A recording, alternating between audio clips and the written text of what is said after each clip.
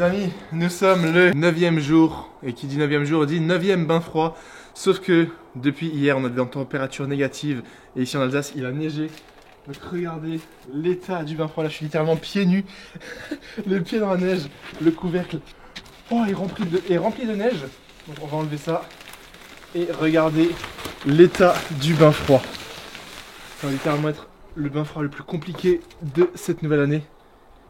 Avec une eau à 0 degré, sa mère. Ça s'annonce sympathique.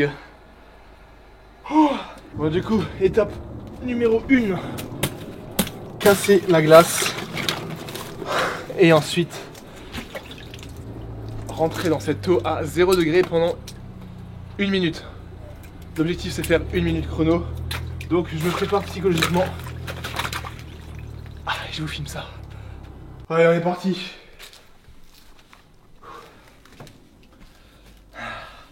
Les gars, ça va être extrêmement dur. 3, 2, 1. L'objectif, c'est de mettre les mains avec. Oh putain, les gars! Ah, ça fait mal. Ouh. Allez, on est bien. Ouh. Une fois qu'on est dedans, on est bon, les gars. Regardez tous les glaçons qu'il y a. Truc de malade. Ouh. Comme je dis toujours, c'est compliqué au niveau de la respiration parce que c'est votre système nerveux qui s'excite, qui part en cacahuète. Du coup, le plus important, c'est de inspirer et souffler pour contrôler votre système nerveux. Là, on est à exactement 24 secondes. Je sors juste un peu les mains parce que je les sens littéralement plus. Ah les gars, c'est la première fois de ma vie. Je fais un bain froid dans des glaçons comme ça. Allez, 15 secondes et on aura validé ce 9e jour. Ouh, généralement, on dit que c'est 1 minute par degré. Donc si votre bain il est à 3 minutes, à 3 degrés, vous faites 3 minutes. Allez, 5, 4, 3, 2, 1. J'ai vu ça sur Instagram, c'était stylé. Et voilà la mif. 1 minute à 0 degré. Et maintenant, c'est l'heure de la douche chaude. On prend le temps de se sécher parce que ça ajoute un petit peu de difficulté. Lorsque soit vous vous séchez direct, moi ce que j'aime bien faire c'est rester un petit peu dehors avec l'eau. Ça ajoute un petit peu de froid et je vous assure que ça fait que 9 jours que je fais ça et regardez à quel point je me suis habitué. À l'époque, jamais dans ma vie j'aurais pu tenir comme ça dans un bain froid pendant 1 minute, mais voilà, le taf est fait. Demain j'ai une grosse journée et les jours là il me reste 5 jours pour cette semaine et il me reste 9 entraînements. J'ai de la nage, de la course à pied avec du fractionné, du vélo, séance musculation, donc j'essaye de vous filmer tout ça. Là c'était pour le début de cette vidéo comme on aime, et direction la douche. Putain, je galère.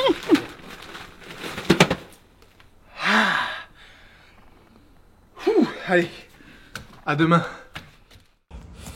Bon allez, on se retrouve bientôt pour la fin de la semaine. Je suis littéralement tout seul dehors, il n'y a personne là à la salle, à la box de CrossFit. Regardez-moi ce temps, il fait moins 4 degrés, il fait extrêmement froid. Et la séance qui m'attend aujourd'hui, je vous avoue que j'ai une flemme monstre. Pourquoi? Je vais vous expliquer ça tout de suite, mais ça s'annonce plutôt long. En plus, j'ai vraiment une tête de fatigué ce matin, j'ai tellement bien dormi. C'est pour ça que j'aimerais faire un récap après avec vous pour la fin de cette vidéo sur cette semaine d'entraînement pour vous dire un petit peu ma fréquence, mon rythme, quelle intensité et comment je me sens pour le début de cette prépa. Donc voilà, magnifique. En tout cas, je suis seul, ça fait plaisir. Et la séance du jour va se trouver juste ici, sur ce magnifique vélo. Et une fois que j'aurai terminé le vélo, je vais me diriger sur ce petit tapis de course pour bosser la transition vélo-course à pied qui est extrêmement importante lorsque vous faites du triathlon. Apparemment, dès qu'on fait des sorties vélo, c'est cool de se mettre juste après pour courir. Même si c'est 10-15 minutes, faut juste habituer le corps à passer du vélo à la course à pied parce que l'effort est complètement différent. Maintenant, pourquoi ça s'annonce long aujourd'hui et pourquoi j'ai la flemme? Tout simplement parce que je dois faire une séance de 2h30 de vélo. Et vous allez me dire, Baz, pourquoi tu fais du vélo en salle? Tout simplement parce que, comme je vous l'ai dit, il fait moins 4 degrés, il y a de la neige partout dehors, il y a du verglas un petit peu partout. Et une sortie de 2h30, c'est-à-dire que je dois faire au moins 60 km en extérieur. Et vu que je suis pas encore un habitué, déjà de une, j'ai pas l'équipement nécessaire pour pédaler par cette température. Donc je vais littéralement être gelé.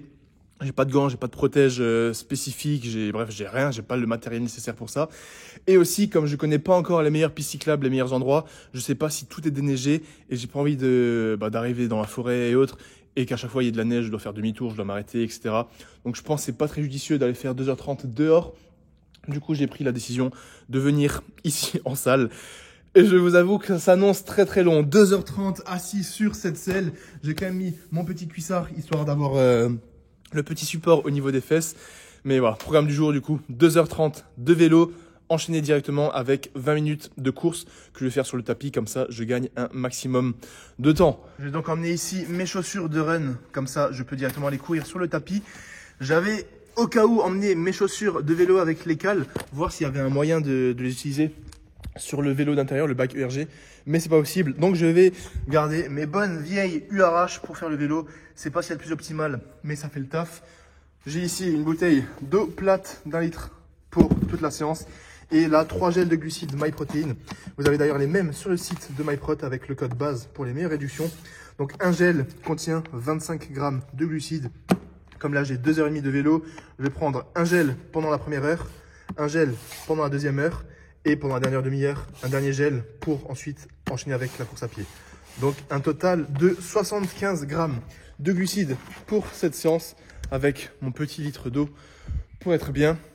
Et on va tout de suite être parti. L'objectif, c'est d'être pendant les 2h30 entre 127 et 137 watts. En tout cas, l'avantage qu'il y a là en salle, c'est que je peux prendre mon petit casque pour écouter des podcasts, regarder des vidéos, bosser sur certains projets, faire quelques audios. Et c'est ça que j'aime bien quand je fais du vélo en salle, c'est que ça me permet quand même de bosser un petit peu. Donc on va tout de suite être parti. Bon, ça fait à peu près 15 minutes que je pédale. C'est l'heure d'enlever le pull parce que je commence à transpirer. Et je profite juste de ce petit segment. Là, il reste 2h15. Que le temps passe vite. Pour vous dire, parce qu'il y en a beaucoup qui m'ont demandé, tous ceux qui font du triathlon et tout, ou du vélo, pourquoi je n'ai pas pris de home trainer. Et justement, je vais adresser ça parce que dans cette vidéo, je suis un petit peu dégoûté. Je devais vous filmer le unboxing de mon tout nouveau home trainer que j'ai commandé la semaine dernière et que je devais recevoir aujourd'hui pour cette vidéo. Mais malheureusement, il y a eu un problème de livraison, donc je pourrais que le récupérer la semaine prochaine. Je suis deg parce que j'avais prévu de faire cette séance que je fais aujourd'hui sur mon home trainer, tranquillement à la maison, avec mon ordi. Mais il faudra attendre la semaine prochaine. Pour ceux qui ne connaissent pas, le home trainer, c'est simplement une machine qui te permet de mettre ton propre vélo dessus. En gros, tu enlèves la roue arrière et tu mets la chaîne de ton vélo sur ce home trainer que tu peux faire ensuite du coup à la maison. Et ça te permet de le faire en intérieur chez toi avec ton propre vélo, donc avec tes chaussures, tes cales, etc. Et surtout, ça te permet de mesurer toutes les puissances et toutes les statistiques et les données de tes entraînements. Tu as les courbes de puissance, les courbes de vitesse, tu peux tout traquer et c'est extrêmement important et crucial pour une bonne prépa Ironman. Donc ça, je le reçois la semaine prochaine et ça va être un vrai game changer. Donc je vous montre ce que j'ai pris, je vous explique tout ça. Et j'ai hâte de faire ma première séance à la maison sur mon home trainer. Parce que là, je vous avoue, ça va me motiver davantage à faire des longues séances de vélo et surtout du fractionné. Donc voilà, c'est juste pour vous dire ça. Le home trainer, il arrive la semaine prochaine. Et en attendant, il me reste là 2h15 tout seul sur ce vélo d'intérieur de merde. Ouh. Allez. Allez, première 50 minutes de boucler chaleur du premier gel. Dans 10 minutes, ça fera 1 heure. Et une fois que la première heure est passée, je me dis que de 1 heure à 2 heures, ça passe easy. Et une fois que je suis à 2 heures, il reste que 30 minutes. Donc allez, on est parti. Ouh. Je suis actuellement à une moyenne de 136 watts, comme prévu. Tout est bon.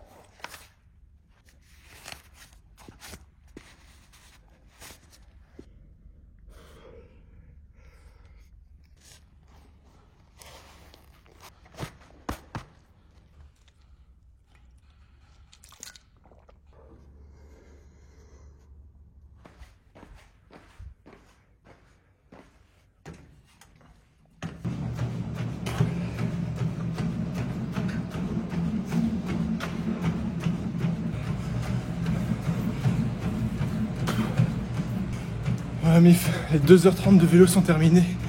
Là je suis à 15 minutes de run. Il me reste exactement 5 minutes. C'est long, c'est ennuyant, c'est dur. Mais allez, encore 5 minutes et j'aurai fait le training de 2h50 au total. Et je vous fais les débriefs juste après. En tout cas, ce qui est sûr, c'est que là, j'ai très soif. Et j'ai surtout la tête qui tourne de ouf. Je sens que je manque de calories, de glucides et donc d'énergie. Je vais rentrer et réhydrater tout ça, manger.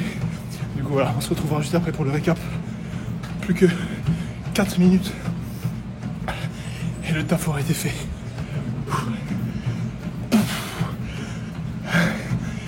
J'ai envie de mourir là, j'ai trop faim. Il n'y a plus rien en moi. Et c'est que le début.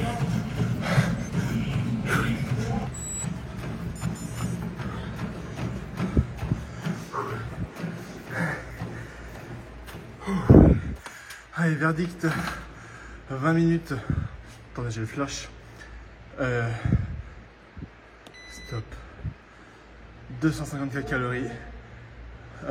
Combien de 3 km.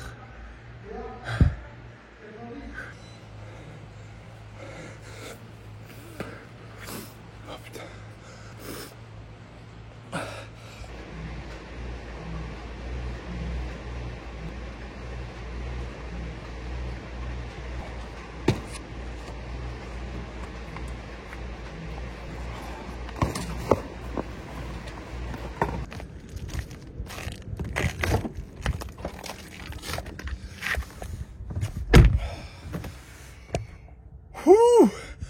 Oh mon Dieu, je suis absolument explosé. Le taf est fait, 2h30 de vélo, suivi directement de 20 minutes de run. Je vous fais le récap à la maison parce que là, il faut absolument que j'aille prendre des protéines avant que mes muscles me disent « Merci Bazo, content de t'avoir connu. Maintenant, nous, on rentre à la maison. » Et surtout, il faut que j'aille manger des glucides et boire. Là, j'ai un bon jus de raisin frais qui m'attend. Il va passer tellement bien. Un shaker de whey pour les protes, du miel et de la créatine. Ah, ça fait longtemps que j'ai pas eu cette sensation là, la tête, je suis dizzy comme on dit en anglais, la tête qui tourne là. Ah, enfin de retour à la maison, j'ai une tête qui tourne, c'est juste monstrueux, ça faisait vraiment longtemps que je m'étais pas senti comme ça, tu sais c'est vraiment la sensation quand c'est pas que tu te pousses à bout mais que c'est long et que t'as pas beaucoup mangé, parce que je vais vous faire une confidence, en fait j'ai pris mon petit déj ce matin et j'ai pas déjeuné, je suis allé directement faire ma séance, donc ça fait que j'avais qu'un seul repas dans le ventre, donc vraiment pas beaucoup de calories, et là j'ai brûlé quasiment 3000 calories, et c'est que du coup quand tu arrives au stade où tu sens que t'as plus beaucoup d'énergie et pas beaucoup de glucides et que tu commences à avoir un petit peu la tête qui tourne, tu as envie de fermer les yeux, tu es juste complètement KO, ça faisait longtemps que j'avais pas eu ça. Mais c'est ça qu'on aime, c'est ça qu'on recherche à travers cette prépa, à travers le dépassement de soi. Mais là, ça va être l'heure de manger. Donc, étape numéro 1, je vais me faire un magnifique shaker de Clearway. Très important là tout de suite en post-workout, toujours dans le même shaker. Et vous avez vu là, c'est la même Clearway que d'habitude. Donc, Raspberry Lemonade. Donc moi, c'est ce que je prends toujours, c'est limonade framboise. Et ça, c'est le nouveau packaging. Parce que si vous n'avez pas suivi, MyProtein ont changé leur logo. Ça, donc, c'est le nouveau logo. Les deux petits icônes que vous voyez ici. Et avant leur packaging pour la même whey, donc là c'est de whey, c'est le même goût, c'était celui-ci. Donc ça c'était ancien packaging, nouveau packaging. Lequel vous préférez, l'ancien ou le nouveau? Moi perso je suis mitigé, mais dites-moi dans les commentaires. Donc voilà, étape numéro 1, un shaker de Clearway.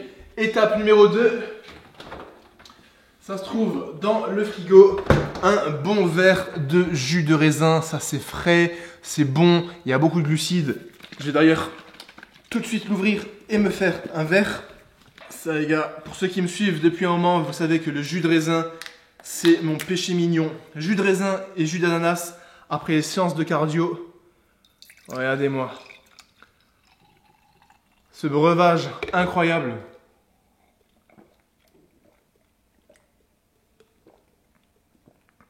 On peut pas rêver mieux. Vous vous rappelez pendant le marathon des sables, quand j'étais au milieu du désert, dans la vidéo j'avais pris l'iPhone et j'avais dit les gars je rêve juste d'un jus de raisin. Et bah là c'est pareil. Donc voilà, étape numéro 1, shaker de Clearway. Étape numéro 2, jus de raisin. Et étape numéro 3, les calories que je vais manger. Donc pour les calories que je vais manger, on va avoir 2 muffins briochés. En ce moment, je prends ceux-ci. Ils sont coupés en deux, je les mets au toaster. Et sur chacun de ces muffins, je vais mettre du beurre de cacahuète de chez MyProtein. Ça pareil, toujours le même, il est juste exceptionnel en pot de 1 kg. Et par-dessus le beurre de cacahuète, la confiture à la fraise Bonne Maman. Parce que vous savez que le combo beurre de cacahuète confiture, c'est le meilleur combo de l'univers. Donc voilà, pour le post-workout, je mange ça tranquillement. Je vais monter sur l'ordi, me faire un petit café décaféiné parce que là, il est 16h30 et généralement, passé 15h, 15h30, j'évite de prendre de la caféine.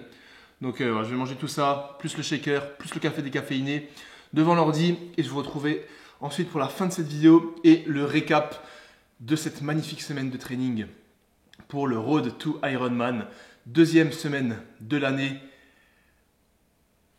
Voilà, tout ce que j'avais à dire. Putain, je suis explosé. Bon, on se retrouve à la box de CrossFit pour la dernière séance de la semaine. Une grosse semaine bien chargée. Et au moment où je vous filme ça, nous sommes lundi. Vous pensez là peut-être pourquoi je vous filme ça le lundi alors que je vous dis que c'est la dernière séance de la semaine. Tout simplement parce que dimanche, le dernier jour, j'avais prévu de faire 2 entraînements. Je devais faire 1h10 de course à pied en endurance fondamentale et cette même séance que je m'apprête à vous filmer. Le truc, c'est que j'avais pas mal de choses à faire, notamment vous filmer le dernier vlog, faire le montage, etc. J'avais un déjeuner de famille, donc c'était littéralement impossible de tout faire dans une journée. Et au lieu de prendre lundi comme jour de repos, comme c'est prévu initialement, je vais simplement décaler d'un jour la séance de muscu. C'est donc pour ça que j'attaque cette nouvelle semaine, à lundi, avec la séance que j'aurais dû faire la semaine précédente. Ça m'embête un petit peu, c'est pas du tout optimal et je vous avoue que ça me fait chier parce que lundi, j'ai prévu de faire une grosse journée de repos pour bien récupérer de la semaine qui a précédé avec quasiment 10 entraînements. Mais du coup, il n'y a pas le choix. Et si je veux tout valider, j'ai dû décaler ça d'un jour. Du coup, là, la séance que je vais vous filmer, elle fait aussi partie de mon nouveau programme. Là, j'ai donc enfin mes 2 programmations. J'ai toute la prépa Ironman qui a été faite avec un coach et toute la prépa muscu pour ces buts de prépa qui a également été faite par un coach. Je vous en parlerai plus en détail dans d'autres vidéos. Là, je n'avais pas forcément prévu de filmer cette séance, mais comme vous le voyez, je suis tout seul dans la box de CrossFit et vu que j'avais la caméra dans le sac, je me suis dit autant vous faire une petite mise en contexte et vous filmer cette dernière séance avant de faire le débrief complet de ces 2 premières semaines de prépa de cette année 2024. Au programme de cette séance, vous allez voir des muscle-up, le grand retour des muscle-up lestés, des tractions et des dips avec des top sets et des back-off. Je vous mets comme d'habitude tous les poids juste en bas. Je vous mets une petite musique, comme ça moi je reste bien focus, bien concentré. Et on est parti pour la dernière séance. Et ensuite, bah là, j'ai une grosse semaine qui m'attend. Là, la semaine qui vient, j'ai 11 séances à faire. 11 trainings au total. Et vu que là, j'ajoute une séance aujourd'hui, ça me fait un total de 12 entraînements. Donc, je me dis peut-être que le dernier entraînement de dimanche, il va à nouveau passer à la trappe. Je sais pas, on va voir comment ça se passe. Mais voilà. Gros volume, grosse intensité à nouveau sur cette semaine. Mais plein de belles choses qui arrivent. Donc, let's go. Je m'échauffe et on se retrouve tout de suite pour les muscle-up. Oh purée, ça s'annonce intense. Je viens de terminer l'échauffement musculaire articulaire. J'ai commencé la série d'échauffements pour les muscle-up. Je sens que je suis complètement KO. Des douleurs aux épaules, aux coudes. Je me sens lourd. J'ai juste envie de rentrer pour aller dormir. Mais c'est le début de la prépa. On ne se plaint pas.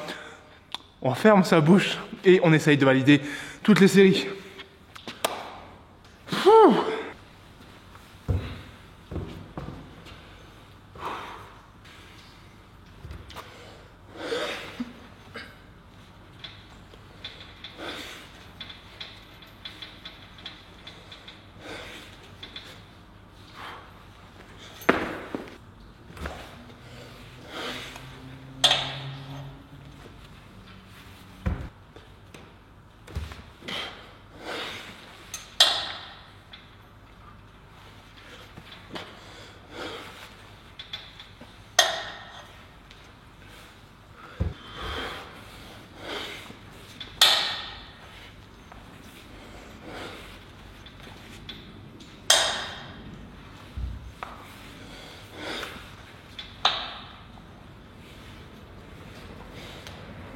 Bon, muscle up terminé avec le top set de reps à 10 kg. Maintenant, je passe aux tractions. L'objectif, c'est de faire un top set 3 reps à 47,5 kg. Et ensuite, pour le volume, j'ai 3 séries de 4 répétitions posées à 20 kg. Posé, ça veut tout simplement dire que je vais faire la traction et plutôt que de redescendre direct, quand j'ai le menton au-dessus de la barre, je maintiens la position 1 à 2 secondes. Idéalement 2 secondes, mais c'est dur et c'est là que je finis le traction. Donc c'est pour ça que je dois travailler cette portion du mouvement. C'est parti. Allez, c'est parti pour le top 7. Traction, 3 répétitions à 47,5 kg très exactement. Donc là, 25, 20 et le petit 2,5 kg, très important. Et on part sur 3 répétitions.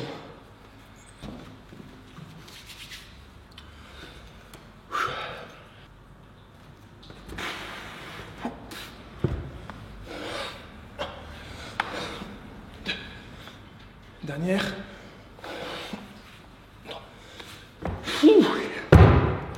Et maintenant, les 3 séries de back-off, 3 séries de 4 reps posées en haut à 20 kg.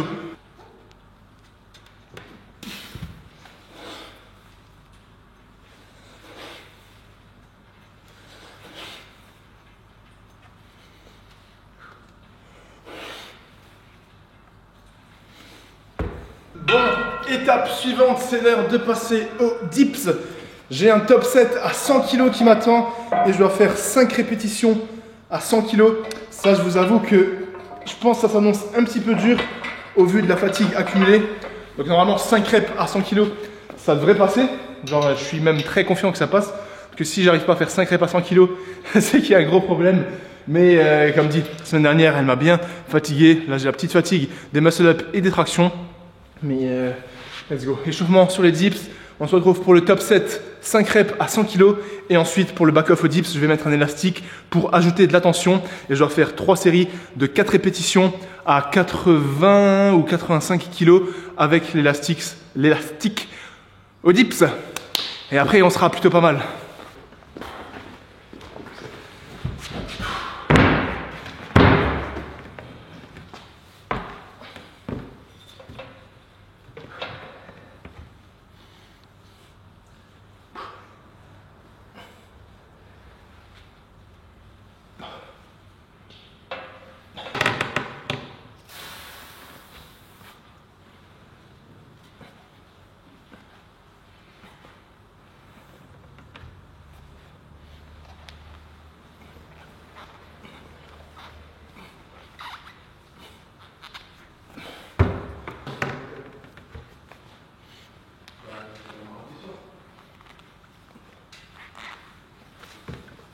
Allez, prochaine étape, top 7, 5 reps à 100 kg.